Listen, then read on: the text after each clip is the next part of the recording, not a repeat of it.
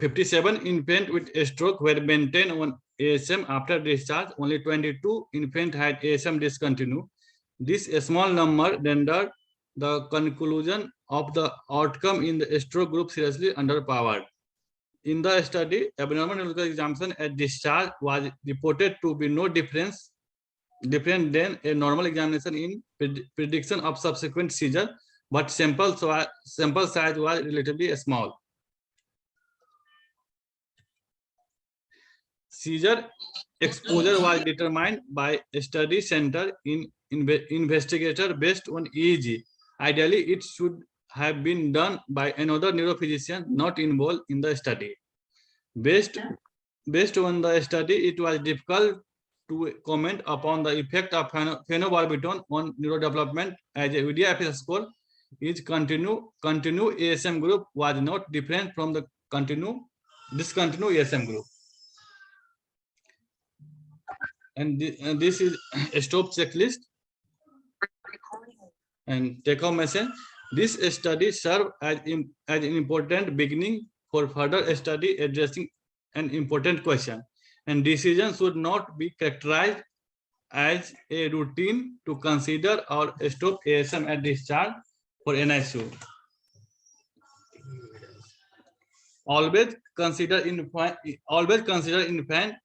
structure and functional neurological status as a whole before stopping anti-seizure medication in neonatal period. Thank you. So thank you, Dr. Deepender, for the presentation. So basically, although this study has tried to provide answer to a very relevant clinical question, but because of few limitations, we need to interpret the results of this study with a little caution. And however, the central point is that the neonatologist should always consider the totality of the infant structure and function neurological status before discontinuing ASM in the neonatal period. And the decision to discontinue ASM is not very simple and should not be characterized as a routine. Because the study by Glass et al. Is very important to beginning to address this issue. However, as suggested by the author, that a larger long-term studies are needed before we bring this discontinuation of AD at the time of discharge into our routine practice. So, if there are any question, we'll try to answer them.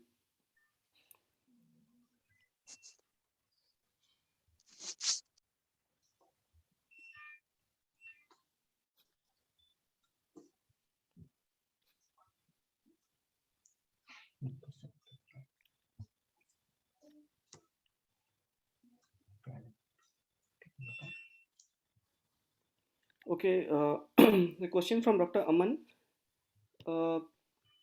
Please explain the primary outcome.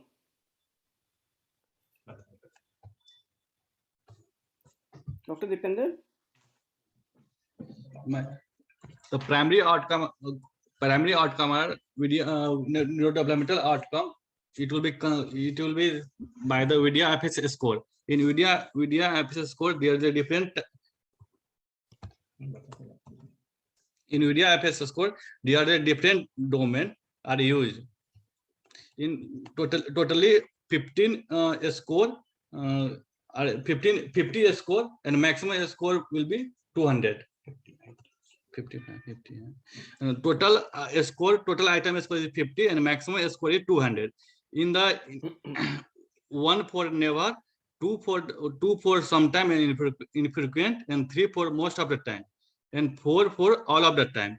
And their domain are self-care domain, mobility domain, communication, and social cognition. In self-care domain, there are feeding, dressing, and diaper awareness.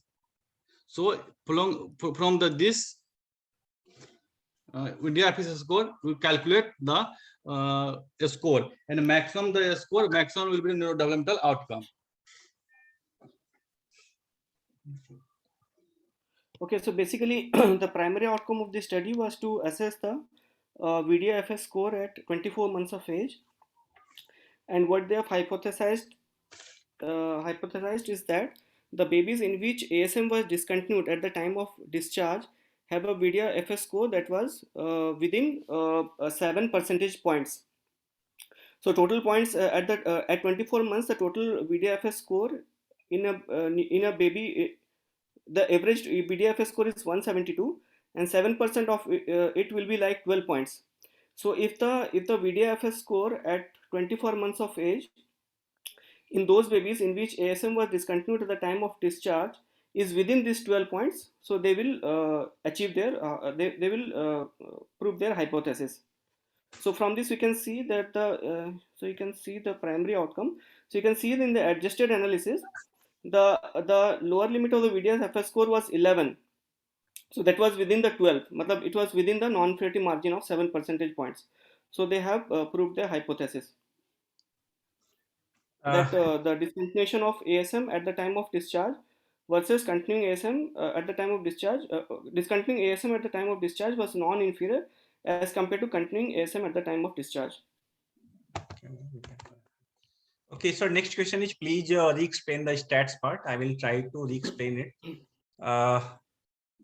First and foremost important is the study design. As we already know that it was a prospective observational multi-center study. Patients were enrolled at 9 neonatal national seizure registry center, and it was a comparative effectiveness study. And the comparative effectiveness studies basically follow PCORI guideline. PCORI guideline basically we have discussed already that it was PCORI is basically a non-profit, non-government organization, Washington DC. And basically why PCORI was designed, basically most of the health sector questionnaires are usually being explained by the traditional research method. That is, let us take an example of a new anti-seizure medication drug, like drug A. If we want to know the effectiveness and side effect of this drug, we will do trial of this drug, and in phase 3 trial, basically in intervention group, drug is being given, and control group placebos are given. But prior to the study, we already know that placebo is here for only taking care of placebo effect, and placebo usually is not going to cause any benefit or harm to control group. But this is not always the scenario, because to address this same question, in 2009, National Institute of Health planned another study to continue or stop phenobarbital, to continue phenobarbital versus placebo for 4 months after resolution of acute symptomatic seizure in neonate. But in this study, prior to starting the study, it was a well-known fact that it was a known plausibility between parents as well as clinician that anti-seizure group medication may have less risk of postnatal seizure. And again, at the same time, another plausibility was given that but continuing anti-seizure medication may have neuronal damage and hence neurodevelopmental impairment. And since these two plausibility were already explained a priori, hence parents as well as clinicians are reluctant to be in the study, and this study was stopped in before enrollment was completed. Similar is the case with an study. Suppose that we want to design a study in which we want to compare the effect of breastfeeding versus formula, breast milk versus formula for the NEC. But again, this study is not possible due to ethical reason, as breast milk is already a standard of care. And so in those scenarios where traditional research methods were not possible, PCORI gave comparative research analysis to improve the quality and relevance of evidence available to help parents, healthcare workers, and policymakers by using comparative research analysis. This comparative research analysis is used for generation and synthesis of evidence, comparing the benefits and harms of alternative methods to prevent, diagnose, or treat a clinical condition and to improve the delivery of care. In some RCTs, comparative effectiveness research is possible when in both the limb, none is a standard of care and equipoise is there in both the limbs. But PCOI again said that since RCT is not always possible in comparative effectiveness research, hence observational studies can be done, like in this study. Observational studies are particularly useful when RCTs are not feasible, as was in 2009 in phenobarbital study. Hence, in observational studies, treatment decisions are usually taken by treating physician as well as parents' decision. Data is maintained in hospital records, and this data is later extracted for statistical analysis for getting a result whether to favor or not favor that intervention. But the problem with observational study is the selection bias. And to taking care of this selection bias, basically there are three methods. First is propensity score analysis. Second is multivariable regression analysis, and third is instrumental variable analysis. For propensity score analysis, I gave an example of two patients. Patient A is admitted in an ICU at term gestation as a case of hypoxic ischemic encephalopathy stage 2. Patient received therapeutic hypothermia, had one episode of seizure and clinical seizure. Patient gradually improved, started an oral feed on day 2. At discharge, neurological examination was normal and EEG was normal. In the same ICU, a patient B is also admitted at term gestation with HI stage 3. Patient had recurrent seizure activity on day 1, was ventilated, received therapeutic hypothermia. Patient was having continuous abnormal EEG findings. At neurological examination, severe hypotonia was there. And in neuroimaging, intracranial bleed was there. Now, the first question that arises in our mind is, should I stop ASM or not? And whether to stop ASM in both the group or whether to continue ASM in both the group. And depending upon our clinical experience, most of us will go with the decision that we may try to stop anti-seizure medication in patient A, and we will usually, most of us will favor to continue anti-seizure medication in patient B. And opting for a decision to stopping or continuing anti-seizure medication depending upon all the clinical scenarios that may affect outcome is basically known as propensity. And based on propensity score analysis is done to taking care of known confounders in the observational study. Like I gave the example of this very similar study. Suppose that in this study, a patient from the serial number 1 to 9, first 4 patients were continued on anti-seizure medication, and last 5 patients were stopped of anti-seizure medication.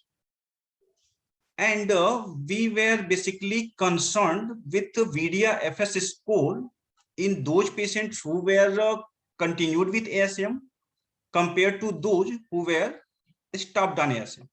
But at the same time, there are other multiple confounder variables that may affect VDA-FS score or neurological status at 24 months of age. That may be severe hypoxic ischemic encephalopathy, abnormal EEG, intracranial bleed, and abnormal neurological examination in our previous example. And depending upon all these clinical scenarios, based on regression analysis, a propensity score is derived. Like for this serial number 1, propensity score is 0.968, for 2, 0.824, for 3, 1.1, and further. Now, as we can see, patient 1 is in anti-seizure medication continuation group and is having propensity score of 0.968. Now, we will search for another patient that is in ASM discontinuation group or no ASM group and having a similar propensity score. And as we can very well see that patient 7 is again having a propensity score of 0.967. And we can say by looking at the propensity score that patient 1 is a perfect match of patient 7 on other confounding variables and these two patients are basically different only on continuing or stoppage of anti-seizure medication. For in similar way, patient 2 is a perfect match of patient 6, and patient 4 is a perfect match of patient 8. But similarly, we can see that here patient 3 is having a propensity score of 1.1, patient 5 is having a propensity score of 0.83, and patient 9 is 0.752. If we want to take a comparison for patient 3, in these 5 patients, none of the patient is having a propensity score equal to propensity score of patient 3. And if we are not having any further patient, suppose let us assume that we are not having any further patient, then patient 3, patient 5, and patient 9 will be excluded from propensity score adjusted analysis, because propensity score is not adjusted for them in the between these two groups. Hence, propensity score analysis is basically used to improve causal association by taking care of non-confounding variables. And key steps in propensity score analysis is: first, regression analysis is used to create initial propensity model followed by final model. Then in final model, confounding variables are identified that may affect the final outcome. In this scenario, VDIFS score at 24 months of age. Then based upon this regression analysis, propensity score is generated. Based on propensity score, matching is done between the groups to ensure distribution of variable, and propensity score adjusted groups are created for analysis. This propensity score adjusted group may have same number of patients as in actual analysis, or may have less number of patients, because some of the patients may have may left behind because there was no propensity score matching for them. Again, this initial method, initial model that was prepared by using regression analysis was compared with artificial intelligence method that is known as Lasso method, least absolute sinkage and selection operator method. And the results in these two comparisons were same, and propensity score were virtually identical to regression analysis. And this final model, these 6 variables were identified who, except of continuation or discontinuation of anti-seizure medication, may affect neurodevelopmental outcome at 24 months in the form of VDIFS score. And these variables are gestational age, worst EEG background during first 24 hours of recording, number of calendar days with EEG seizures, treatment with therapeutic hypothermia, discharge neurological examination, and seizure etiology. Now, from this explanation, we very well see that propensity score analysis helps understanding the degree of overlap in baseline characteristics, and previous studies have suggested that propensity score analysis can remove more than 90% of the bias in observational study.